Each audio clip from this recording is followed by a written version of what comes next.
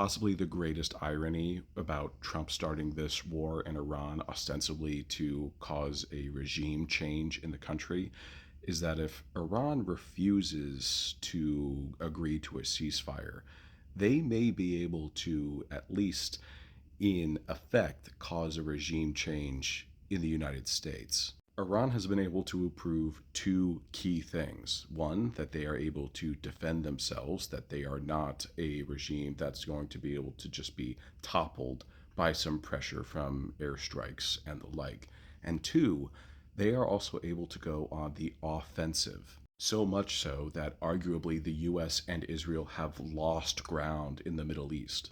Israel itself is under constant bombardment, causing a lot of people to get the fuck out of there and go back to the countries that they are actually from, which essentially means over the course of like 1 week, Iran has been able to undermine decades of US foreign policy in the region. We barely had a foothold before, and we are definitely not going to have much of one after this, especially as we've alienated all of the allies who are required to maintain the foothold that we had. All of that is to say, if Iran refuses to quit the field, which why would they? They live in the field.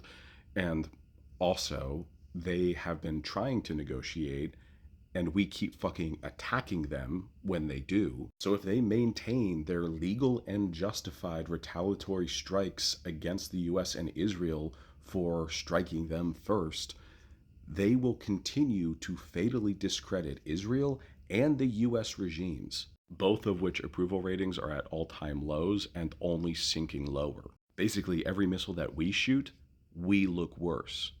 Every missile Iran shoots, we look worse.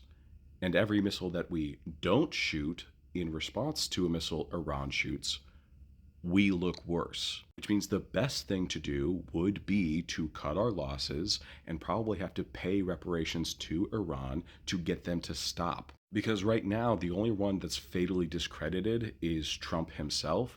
But if we continue to engage in this conflict as a country, as a full government system, the entire government gets discredited. The entire country gets discredited. And I can say not a lot of us were super loving the way things were in the first place. You throw in the possible consequences of continuing to escalate this war, whether it be a draft and having tens of thousands of our young men being sent overseas to just be slaughtered, or the consequences of the world having to respond to us launching some sort of nuclear strike, or hell, just the consequence and the pain and the frustration that comes from dealing with a forever war where no one is achieving anything and all we are doing is throwing lives away to make a few weapons manufacturers some more money. All of it wakes all of us up to the fact that our leaders, this government, this state, this system,